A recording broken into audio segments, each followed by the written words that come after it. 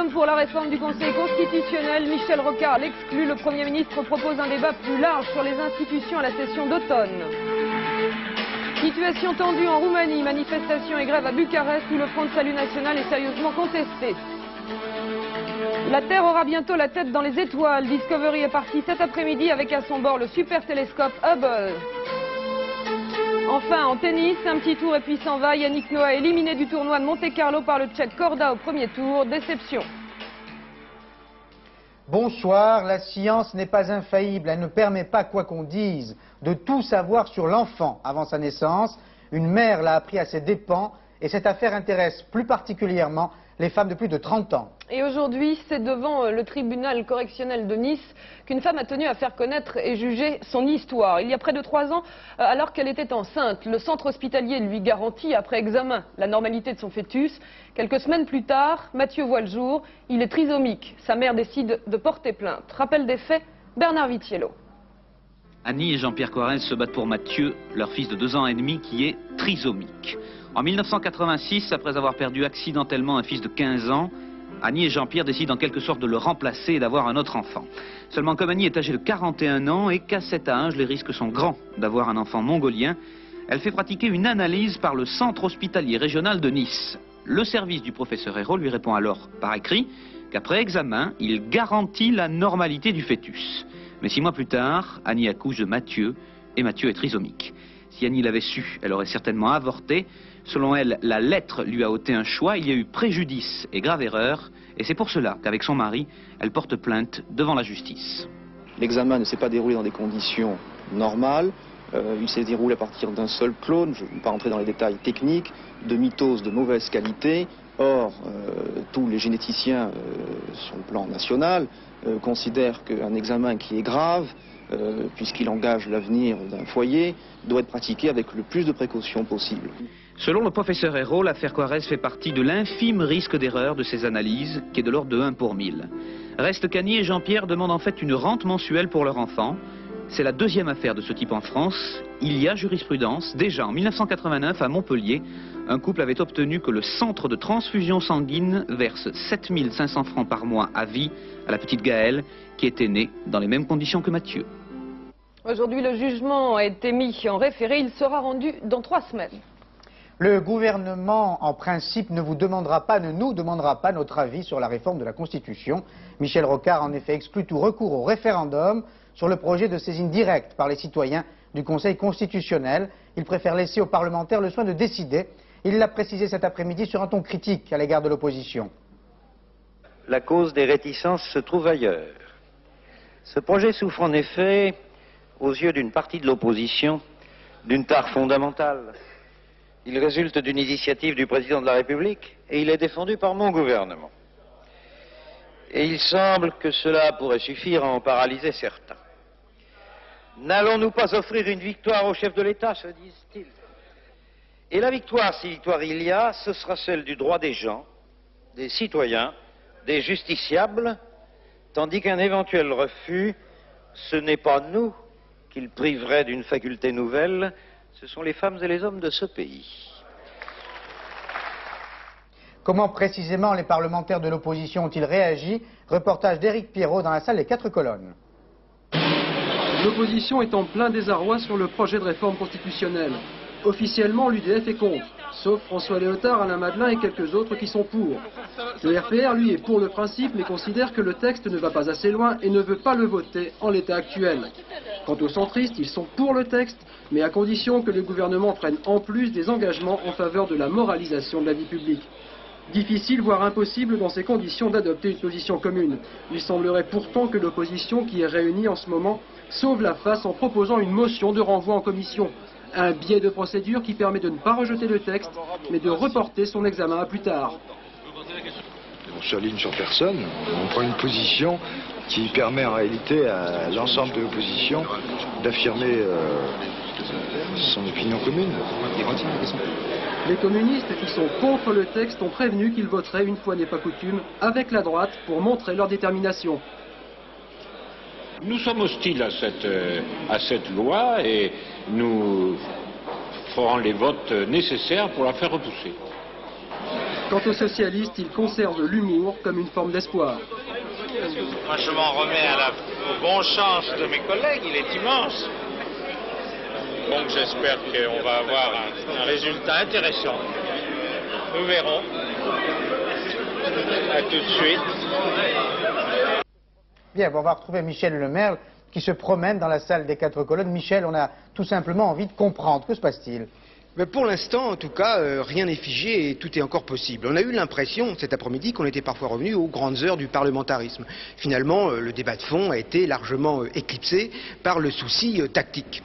Pour le gouvernement, même s'il a le sentiment que c'est une réforme qui a l'assentiment populaire, il n'est jamais agréable d'être mis politiquement en minorité. D'où le souci de Michel Rocard de faire un certain nombre d'ouvertures. C'est la maîtrise parlementaire du débat, pas de référendum, ou c'est ce grand débat sur la Constitution qui est promis pour l'automne. Alors face à cette position, l'opposition, dans une espèce de poker parlementaire, dit en quelque sorte 10 de plus pour voir. C'est pas assez, il faut être plus précis, il faut nous apporter davantage de réponses et on redéfinira notre proposition qu'après seulement avoir réentendu ce soir le Premier ministre. Et la position à prendre est encore plus difficile pour l'opposition car on sent bien qu'il y a des différences entre ceux pour qui tout ce qui vient du gouvernement sent le soufre et ceux qui pensent surtout que cette réforme est plutôt intéressante constitutionnellement et il ne manquerait pas grand-chose à faire à Michel Rocard pour qu'il l'accepte. Alors la réponse viendra de toute façon assez tard puisque cette motion de renvoi qui a été proposée ne peut se discuter qu'après le débat général, donc c'est vraiment dans la nuit qu'on aura des éclaircissements.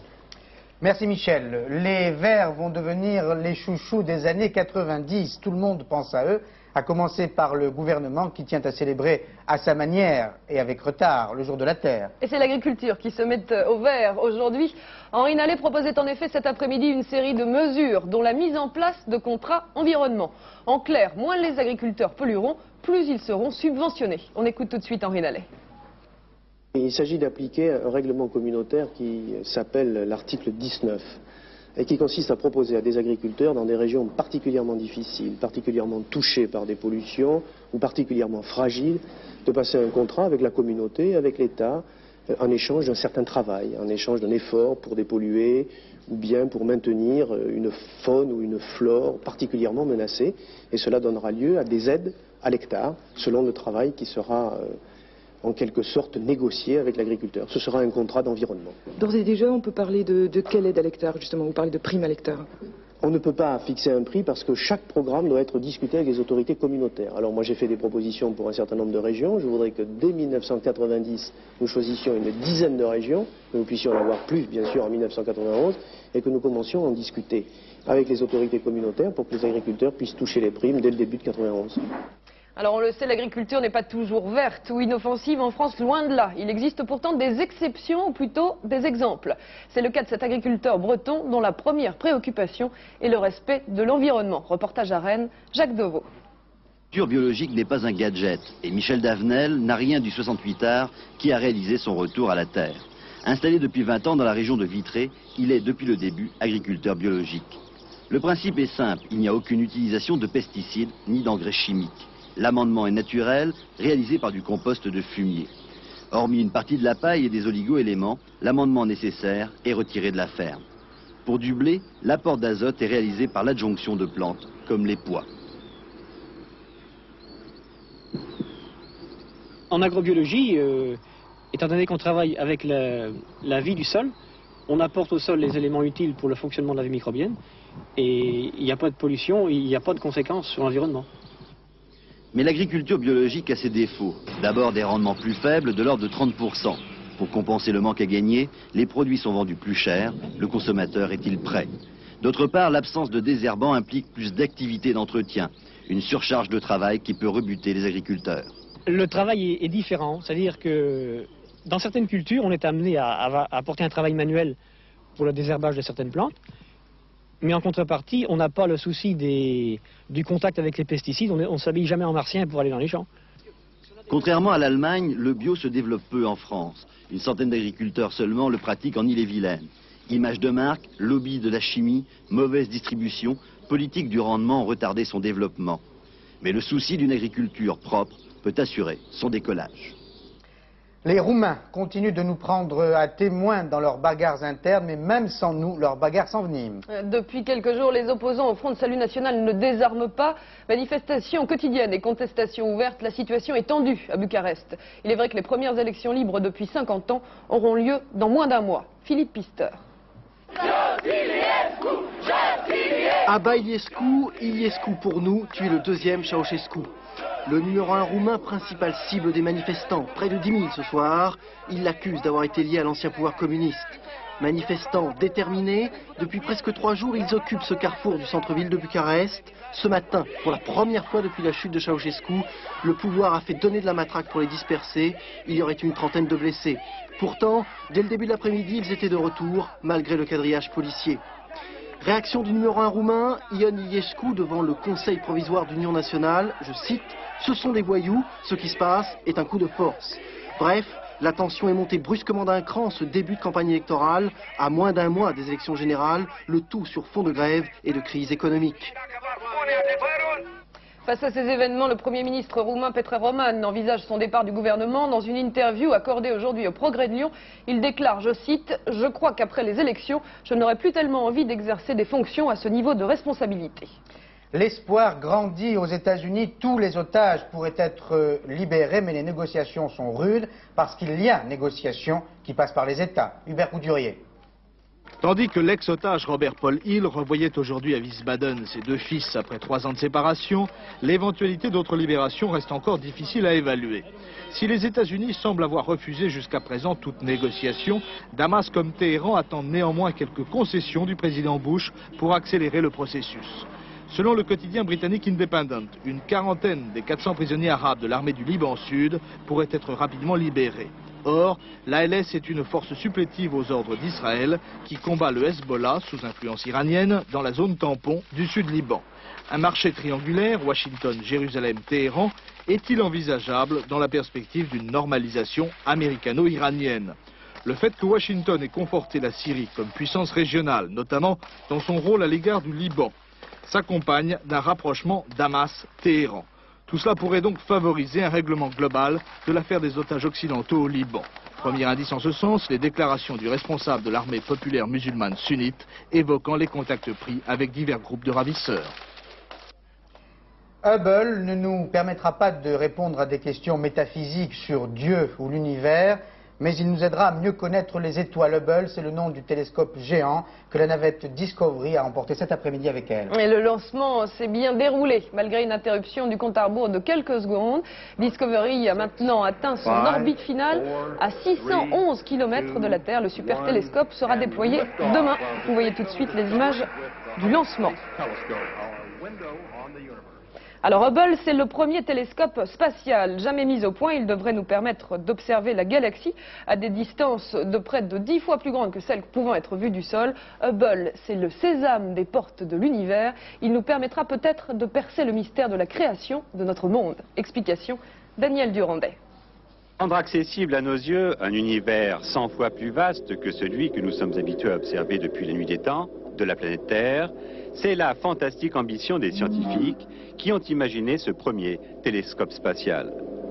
Placé sur une orbite à 600 km d'altitude au-dessus de la Terre, affranchi de la pollution atmosphérique dont les turbulences brouillent ces images venues du ciel, le télescope spatial devrait permettre de découvrir dans l'univers des objets 50 fois moins lumineux que le plus sombre, observé de la Terre, et donc d'allumer des millions d'étoiles. Une observation pouvant se faire 24 heures par jour dans un ciel d'un noir intense, débarrassé de tout écran de fumée. En regardant plus loin dans l'univers, on regardera aussi plus loin dans les millénaires passés. Une formidable machine à remonter le temps, avec l'espoir de découvrir un jour, pourquoi pas à l'instant zéro, cette frontière mythique entre l'avant et l'après.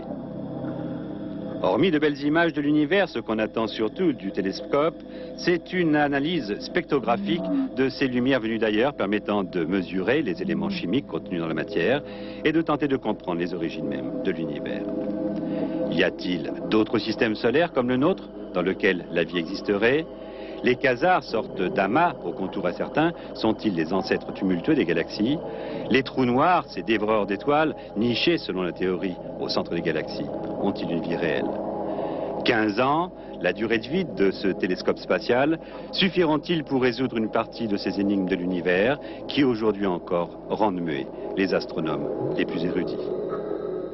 Un appel de Michel Lemerle de l'Assemblée nationale, l'opposition RPR, UDF, UDC renonce aux procédures de rejet du projet de réforme de la Constitution. Cela semble compliqué, mais si ces deux procédures avaient été approuvées par une majorité à l'Assemblée nationale, eh bien le texte aurait été rejeté sans examen. L'opposition fait donc un pas vers le gouvernement.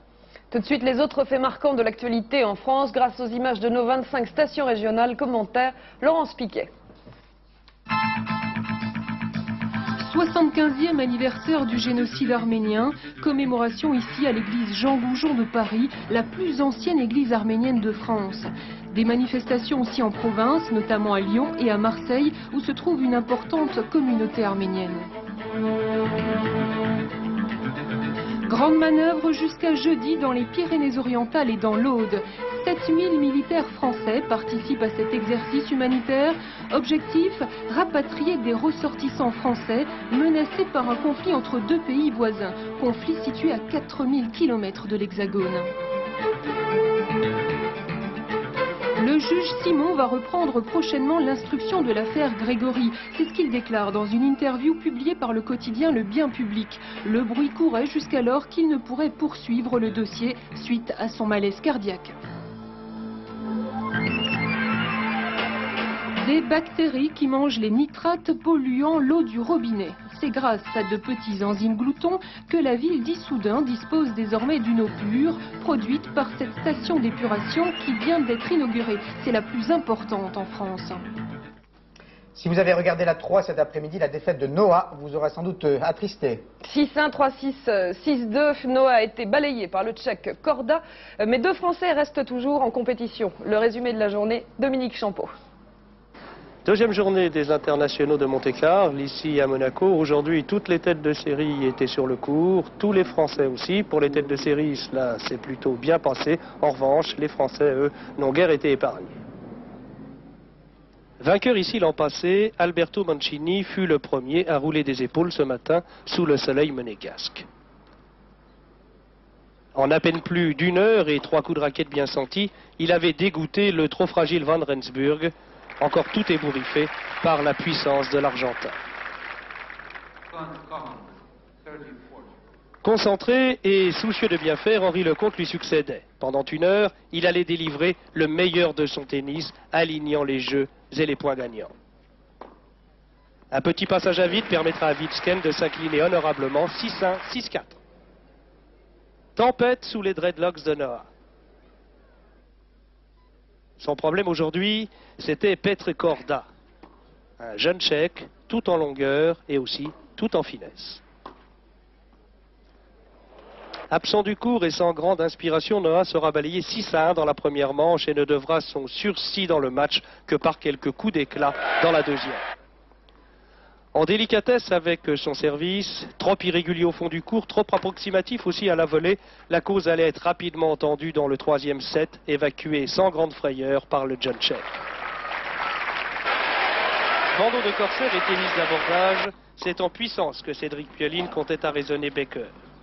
Il s'en est fallu de peu qu'il lui mette le grappin dessus.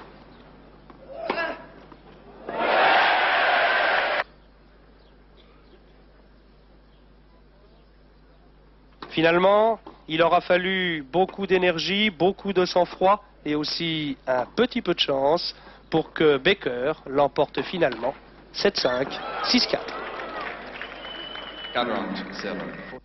Bernard Tapie ne craint pas de voyager, il veut bien aider le club de football de Lille tout en restant à Marseille. Un geste peut-être généreux, mais qui révèle un profond malaise dans le monde du football. Les clubs ne peuvent désormais s'en sortir que si l'argent vient à la rescousse. Rémi Dudicelli.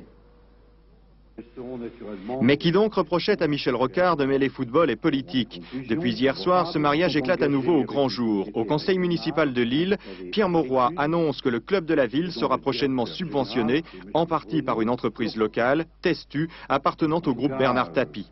La mairie de Lille, majoritaire dans la société d'économie mixte qui gère le club, n'entend plus compenser éternellement un déficit qui dépasse les 50 millions de francs. Bruno Floco, le PDG de l'entreprise de pesage Testu, et derrière lui Bernard Tapie apparaissent donc comme les hommes providentiels.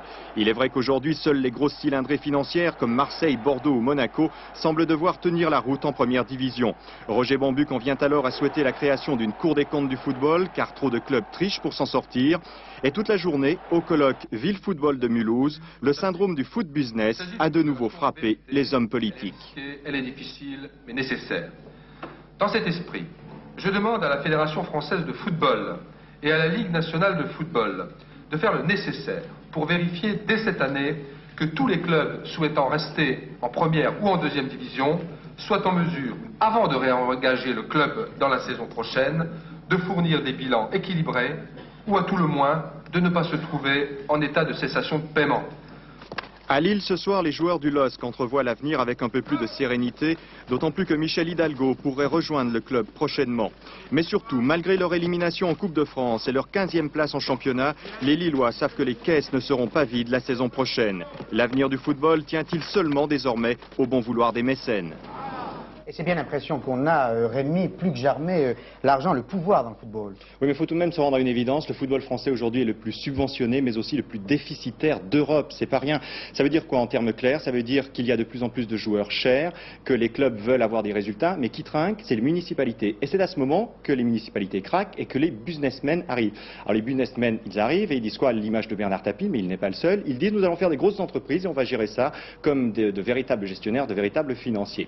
Alors qu'est-ce qui arrive à ce moment-là? Eh bien, il arrive qu'on peut se poser certaines questions, parce que dans un système comme celui-ci, qui prétend moraliser le football, eh bien, est-ce qu'on ne risque pas de constituer à nouveau des grands groupes, des trusts de football avec des clubs hyper puissants et d'autres à la traîne? Et puis le statut des joueurs, que vont devenir les joueurs? Comment est-ce qu'on va se servir de ces joueurs? Est-ce qu'on ne va pas uniquement les utiliser comme valeur marchande d'un club à l'autre? Alors, ce qu'on peut dire quand même en conclusion, c'est qu'il faut faire attention quand on passe d'un système à l'autre trop rapidement. Il faut garder des garde-fous. Les garde-fous aujourd'hui, c'est la Ligue nationale de football, c'est la Fédération française de football. Derrière ces garde-fous, il y a l'indépendance des structures sportives, ça c'est l'éthique sportive, et l'éthique sportive, c'est la nécessité de ne pas donner clé en main le football aux puissances de l'argent. Vous avez dit éthique. Merci Rémi. Une rencontre événement ce soir sur le plateau de la Marche du siècle. Valéry Giscard d'Estaing et Helmut Schmidt dialogueront, médiateurs. Jean-Marie Cavada, Jean-Marie? Oui, c'est la première fois en effet que, non pas dans la même salle, puisqu'ils avaient été déjà dans l'heure de vérité, si ma mémoire est bonne, mais qu'ensemble, sur un plateau, ils donneront leurs sentiments sur l'avenir de l'Europe, alors que maintenant, la réunification allemande, je dirais presque à marche forcée, apparaît dans un calendrier extrêmement serré comme très proche. Ce sera donc un numéro relativement important ce soir de réflexion sur l'avenir de l'Europe, avec 3 conséquences. Première conséquence, qu'est-ce que ça va changer pour nous Français, cette réunification, et notamment la prospection monétaire dont vous avez entendu parler dans le journal, dans le 19-20 tout à l'heure. Deuxièmement, qu'est-ce que ça va changer dans la construction européenne? Troisièmement, qu'est-ce que ça peut changer dans l'espace de la grande Europe, c'est-à-dire l'Europe des 12, plus les pays d'Europe de l'Est qui aspirent un jour ou l'autre, dès qu'ils auront établi une économie valable, à rejoindre cet univers. Tout ceci dans un peu plus d'une demi-heure, Paul. Merci Jean-Marie, à 20h35 précisément, après la classe et avant. Prochain rendez-vous d'information, surtout Soir 3 présenté par Marc Hautement à 22h15, et tout de suite c'est la météo de Michel Touet. Bonsoir, à demain. Bonsoir.